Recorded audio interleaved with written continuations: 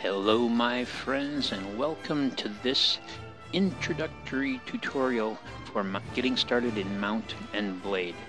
I'm making this tutorial for a friend of mine who's just getting started with the game, but I hope the rest of you who see it may find something interesting in this game that causes you to begin to play it, because quite frankly it's a magnificent game. Now, I would strongly suggest that once you've loaded Mount and Blade that you do play the tutorial, because it will introduce you to the use of weapons as well as archery and all of that kind of stuff, and I strongly recommend that you do it. Mount and Blade has a very unique means of using your weapons in that it works, at least by default, by something called inverse mouse movement. And what this means is that if you want to swing from left to right, what you'll do is you'll actually pull the mouse in the opposite direction as though you were chambering your blow before you unleash the blow. And playing the tutorial will teach you the right way to do that. It'll also teach you how to use the right mouse button to block and some other things. But once you've played the tutorial and you're ready to start a new game, we're going to have to establish a character. Now, the first thing to know is that because this is a medieval setting, males do have an advantage, and I would suggest that for your first character that you choose a male, simply because if you choose a female character, you're going to have a lot of early game struggles that you just wouldn't have otherwise. And just because this is a getting started type of video, I'd suggest going with a male character. Now, over the course of generating this character, we're going to be given a number of choices. The first choice is about who our father was. And obviously, if we had a father who was a merchant, we're going to have learned some things that benefit us from a merchant standpoint. We have an impoverished noble, a traveling merchant, a veteran warrior, a hunter, a steppe nomad, and a thief. Now, each of these is going to give us benefits to certain skills as well as certain attributes. Our attributes are strength, intelligence, charisma, and agility. And an impoverished noble has one advantage that the others don't, and that is by choosing an impoverished noble as your father, you are a noble. You start with noble blood. And this means two things. It means, first of all, you're going to start with a basic amount of renown, which is what your advancement is based off of in this game. And secondly, it means that you're going to have a little more training as regards leading other warriors. And of course, one of the points of Mount and Blade is to have your own mercenary company that you take into battle. A traveling merchant gets benefits to things like trade. A veteran warrior is much more about strength and the basic use of weapons. A hunter has an advantage when it comes to skills that have to do with pathfinding and spotting and archery. And a steppe nomad, like a Mongol warrior, gets some benefits with archery as well as benefits shooting a bow from horseback. A thief, obviously, is going to get some benefits to agility and likewise to looting. But my suggestion for your very first character, again, to make things a little bit easier so you can get a feel for the game, is to go with an impoverished noble. Now, the second choice that we have is how we spent our childhood.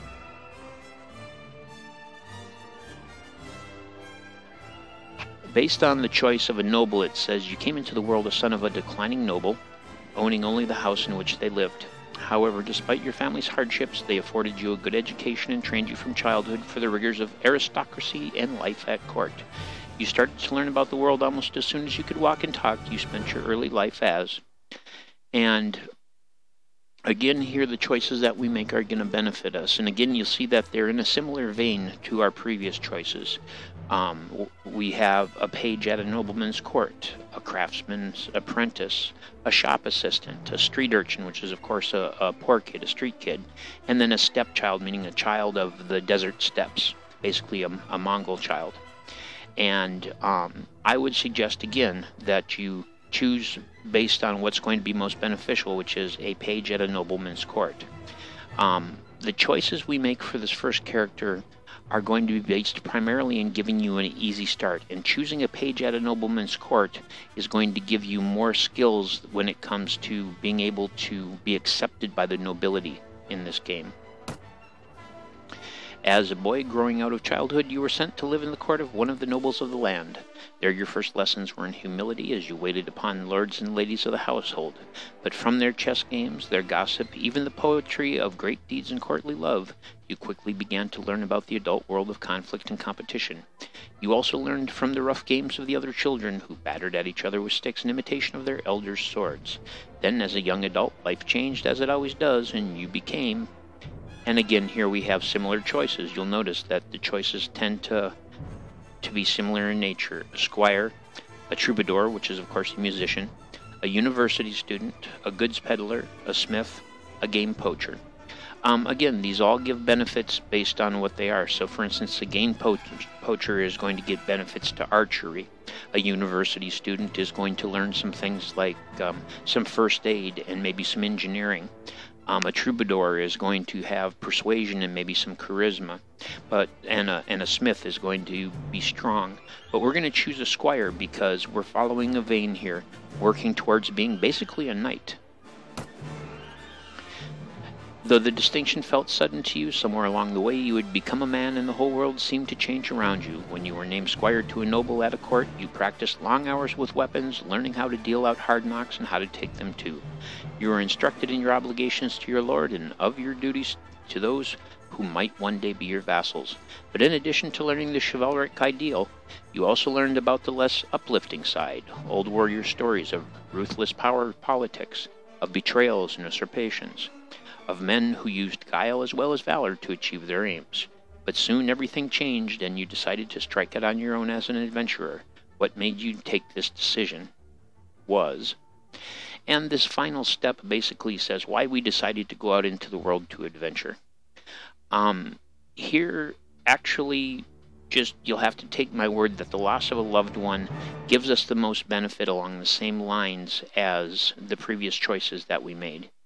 Personal revenge, the loss of a loved one, wanderlust, being forced out of your home, lust for money and power.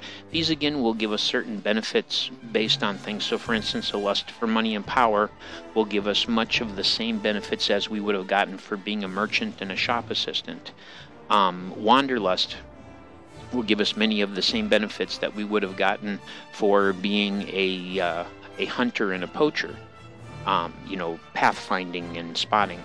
So I would suggest go with the loss of a loved one, and only you know exactly what caused you to give up your old life and become an adventurer. All you can say is that you couldn't bear to stay, not with the memories of those you love so close and so painful. Perhaps your new life will let you forget or honor the name that you can no longer bear to speak. Become an adventurer and ride to Calradia.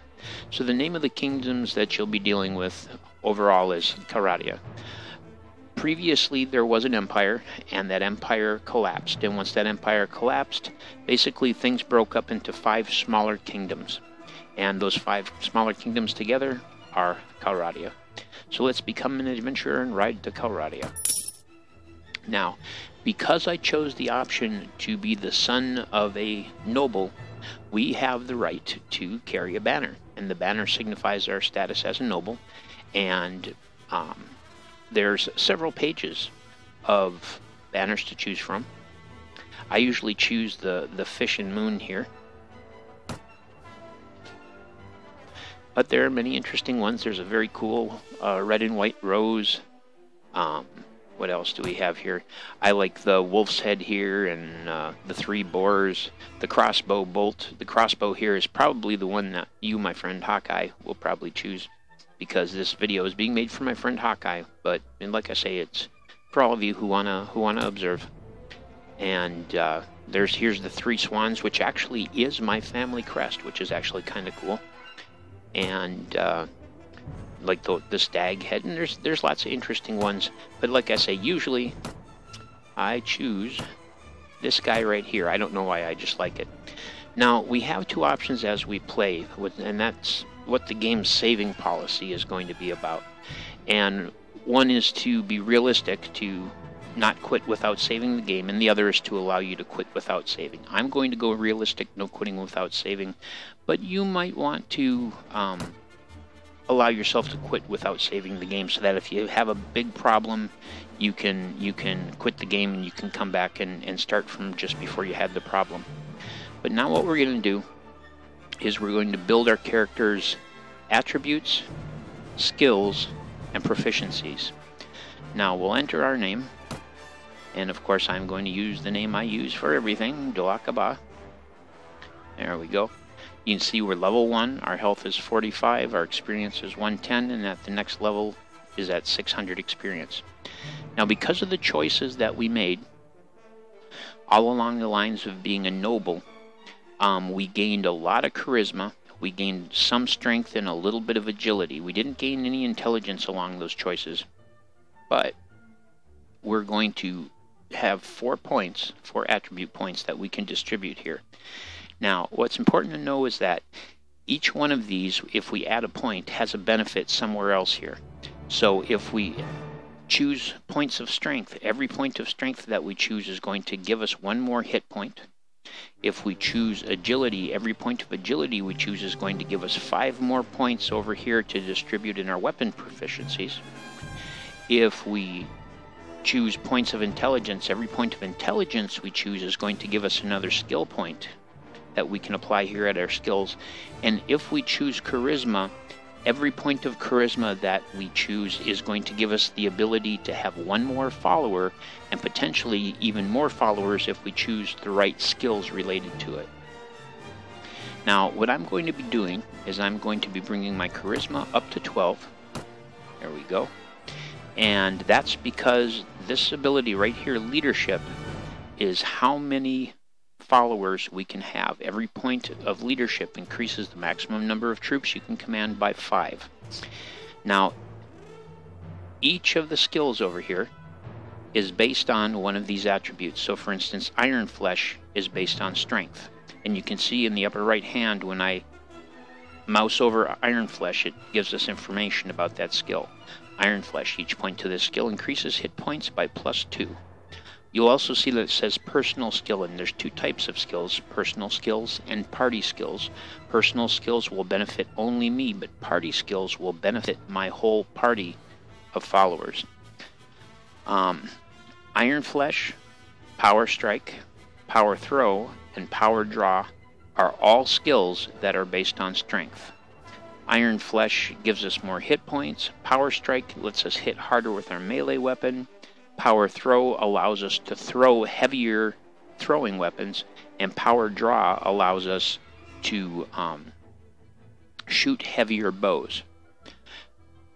Agility is used for weapon mastery, for shield, for athletics and riding, for horse archery, for looting.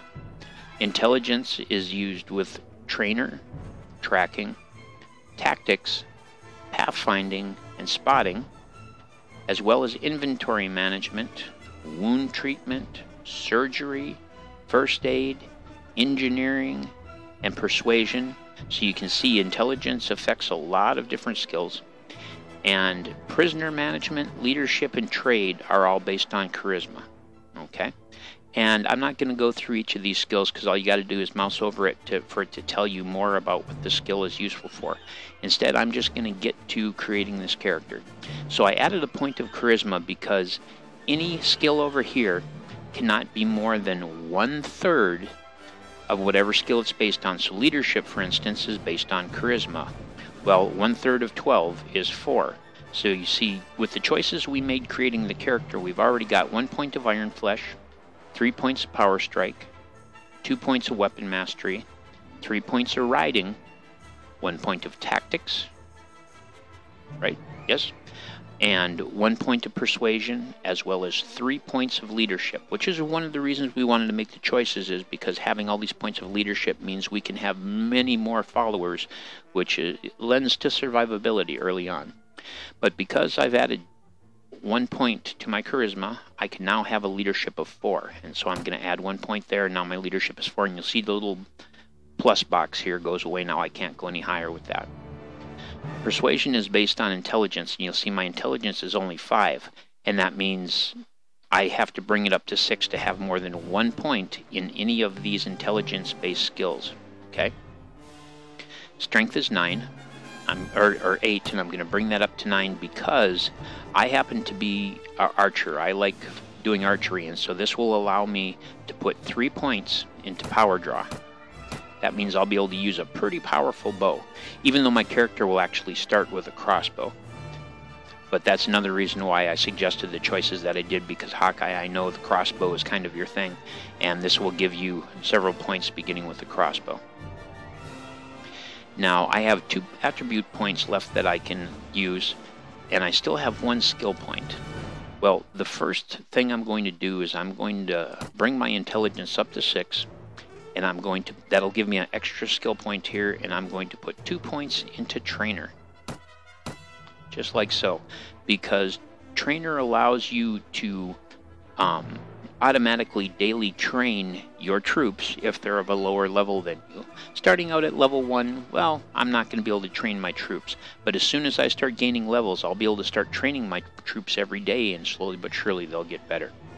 But I've got 1 attribute point left, and I'm going to put it into intelligence simply because that'll give me the extra point here, and I'm actually going to use horse archery as one of my points because that benefits my ability to fight on horseback.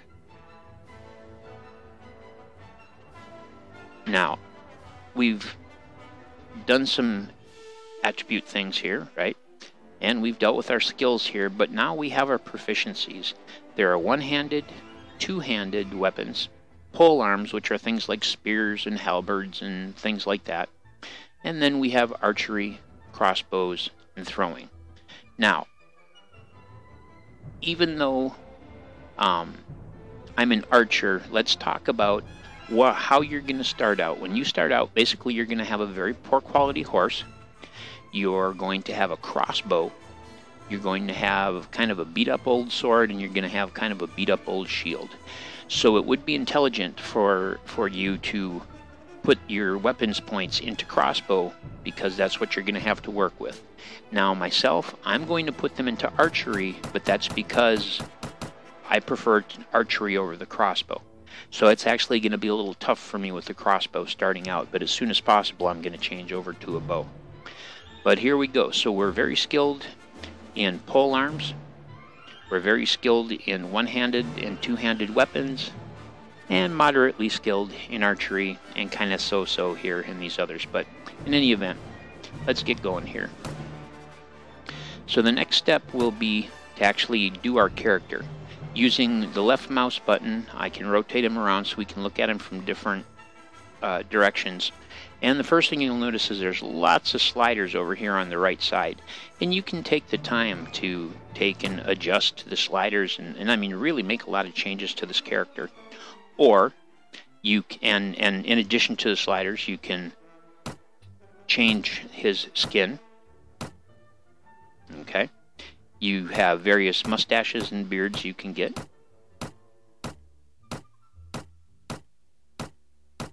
And I happen to like this one right here. And there's also various hairstyles. And you'll notice that there's a orange thing on either side here, and that's just to go forward and back. So at the hair, I'm going to go forward to that one. I like that. Now, you can also use the randomize button. You can change the hair color. Alright, you can also age the character. See? Alright. Now, I'm not going to spend a lot of time playing around with the sliders and changing the character. I'm going to fiddle with just a couple of things just to kind of show, you know, that you can change those things around. And I'm also going to change his eye shape